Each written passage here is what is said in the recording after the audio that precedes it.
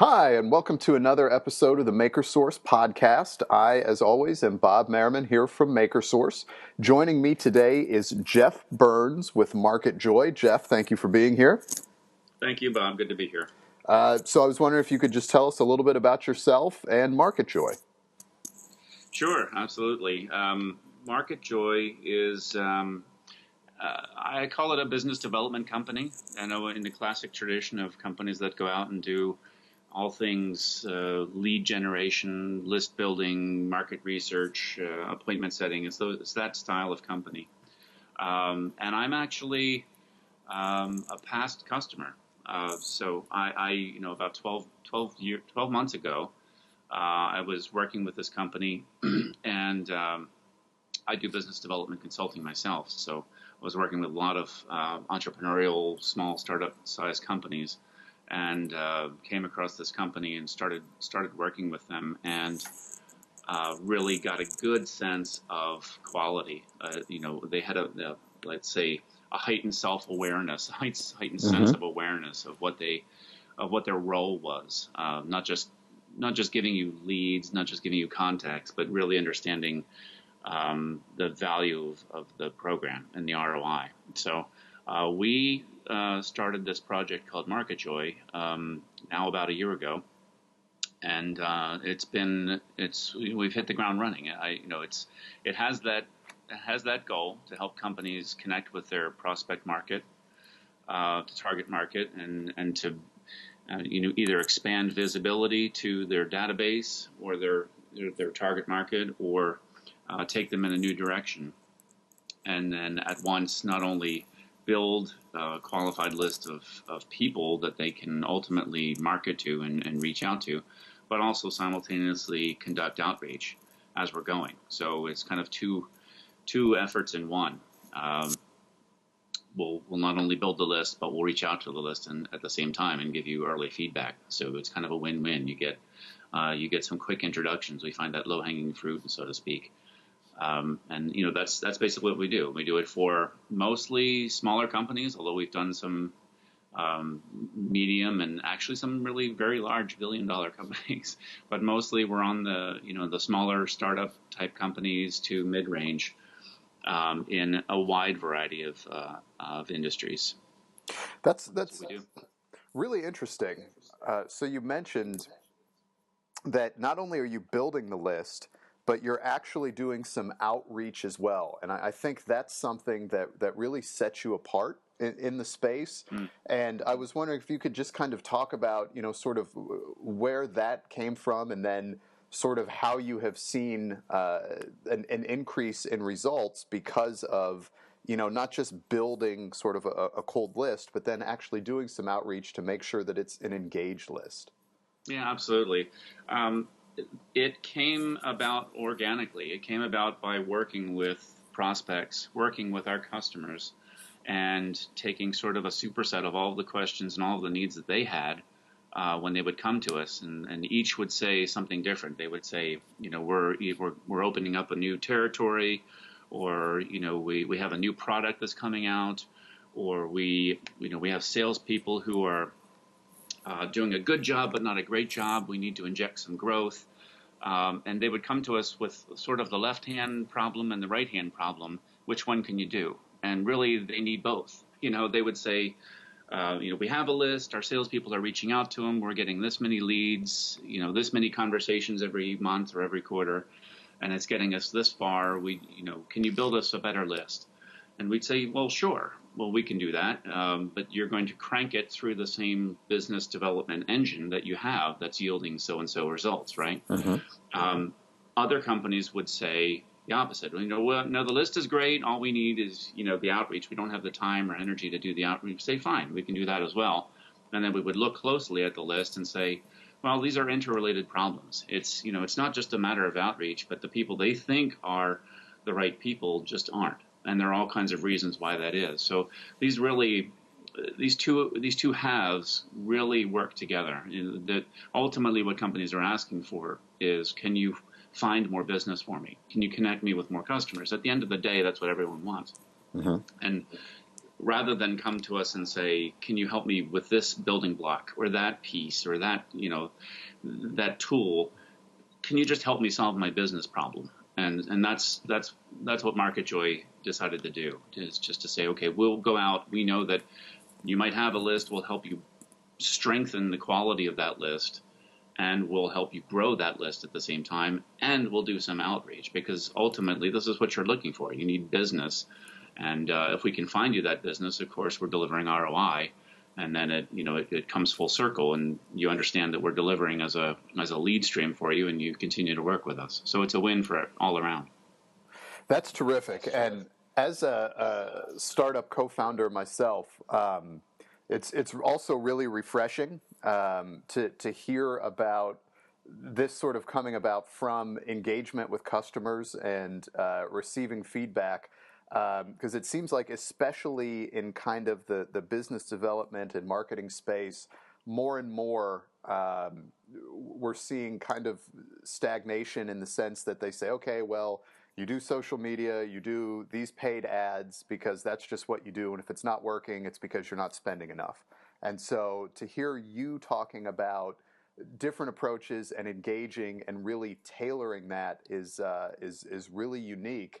And I'm just wondering, some of the kind of, without giving away trade secrets, some of the different models, that you've deployed, or how you kind of go in with a clean slate and then sort of build a plan with a customer. Sure. We do try and differentiate from agencies which have, I would call it, a point solution, right? They're going to come in and convince you that the whole world works through search engine optimization or through blogs or social interactivity. And all of those are good building blocks. They're all components. And in some cases, they may be the right channel, the primary channel. We don't have that approach. We have more of a, I would always explain it's like an agile methodology. I have a computer background as well, so I bring my geek to the table here and say it's very iterative. We stay very highly engaged with our customers to make sure that the messaging is working, the quality of the people, the quality of the introductions are right, et cetera, et cetera. But our approach is, it's very pragmatic. It's very no nonsense. It's very professional. It's as the least disruptive it can be, right? It's not sending complex HTML emails with, multiple clicks and complicated calls to action, or very out of reach calls to action. It's very down to earth. We have sort of the email feel of a trade show, where you're intercepting people walking by, and you're not trying to be a carnival barker. You're trying to honestly say, this is who we are, this is what we're about. Does this connect with you? Does it resonate? Does it make sense for us to talk? And, the reality is, and we deal very honestly with customers about the reality of what to expect. We're not trying to promise anything that we can't deliver, and therefore we get very good credibility.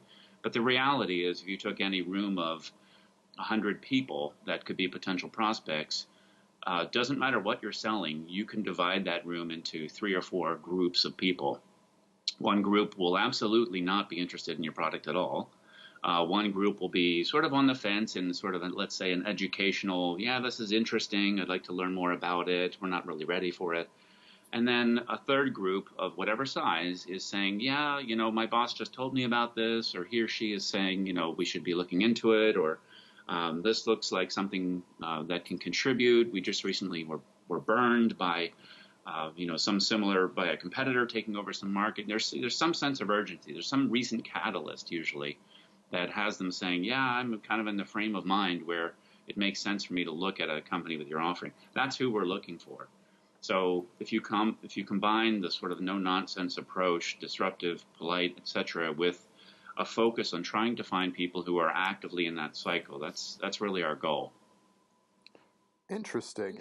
And so one of the things you'd mentioned earlier was just around the diversity in the types of companies and the size of companies that you've worked with. Do you have sort of a sweet spot or something that you're looking for, or is it really applicable across a very wide spectrum? I would say that a sweet spot. I mean, more of the customers that we work with are small to mid, maybe even on the small side. Small could go up to maybe 50 million, let's say. But that said, we have customers who are solopreneurs, right? Less than $1 million, in some cases by far, where we've positioned ourselves to be very cost effective and accessible, remain accessible, because call it a passion. If you look at my profile, I have a business development background, and I've been working with these companies for years, and it's just a passion of trying to help new business set up shop as a proper business and get customers in the door. So we definitely have a focus on that. But, companies that have 20, 30 million have a more mature business development approach. They'll have multi-channel marketing up and running. They'll have leads coming in through perhaps a BDR team of their own, or sales or events, or there's an existing lead stream, and they are looking for a supplement or some sort of injection of new wind in the sales. So we work with a lot of those types of companies that are expanding, going into new territories. They're charged with growth from the top down often, and we can help them supplement that. And then you have the very, very big companies, call them the billion-dollar companies and beyond, global organizations, where they often have relationships with companies like ours that they pigeonhole, that they make focus on a certain vertical or a certain geography. And we offer just the right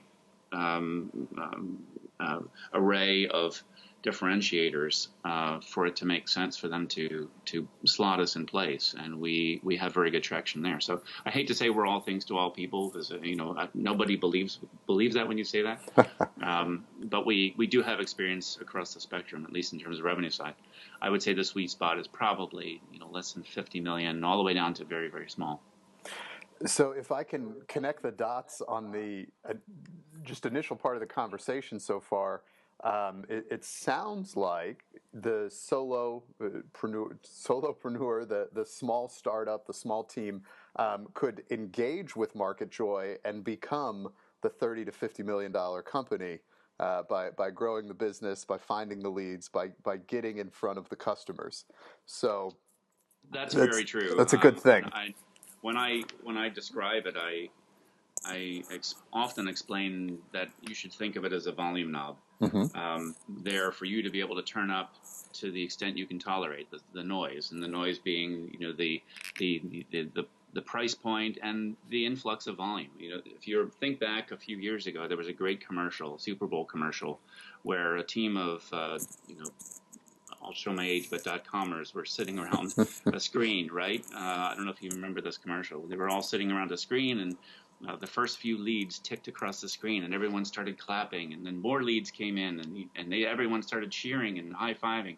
And then a whole influx of leads really started coming in quickly, and the cheering started to stop. It slowed down.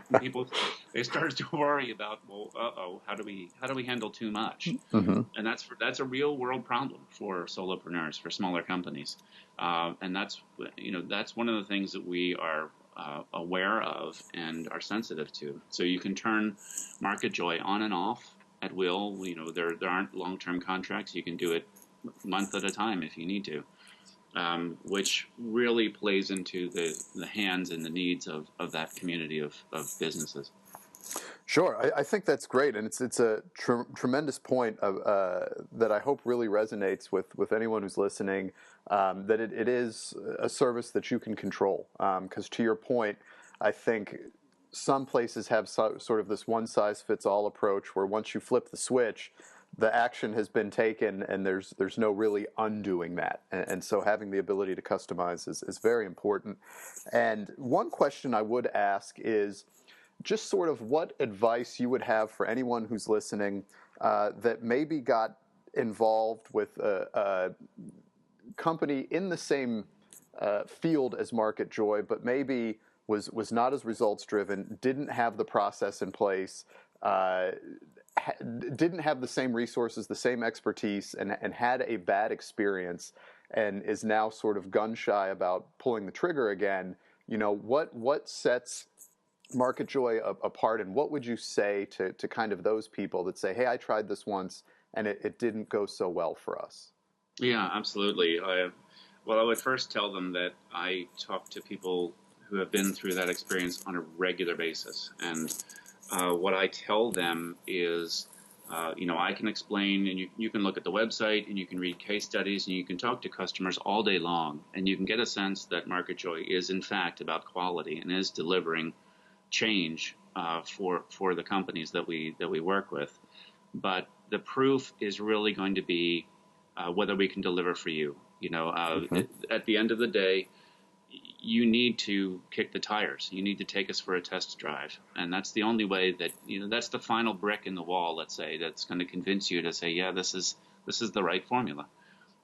So as much as I would love for you to just sign up with us for 3 years, I would suggest no. I would rather you test us and be happy with us and continue with us than try and fool you. And it's not what MarketJoy is about.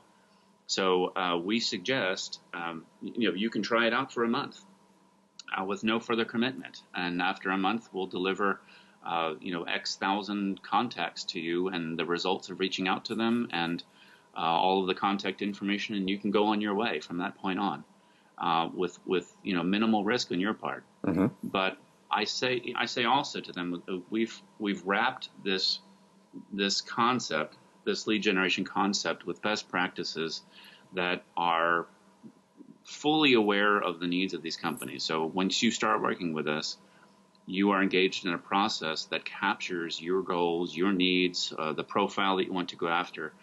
And you'll see this sense of us working very closely with you. We don't take your money and run down the hall or run to the next state. We're very highly engaged to make sure that it's successful. So much so, in fact, that we'll come back to you 2 or 3 weeks into the program and say, we're not getting good enough response with this. We want to change it. Mm-hmm. We're getting these kinds of questions or this kind of confusion. What should we do? We really want to become an extension of your team. And that differentiator translates very quickly. You'll either see it and believe it, or you won't see it and you won't like the results. And if that's the case, we'd rather you determine that quickly and move on, and that's fine. I'm here to say that really hasn't happened. Most mm-hmm. companies get that sense and they understand what we say of, try it and see for yourself.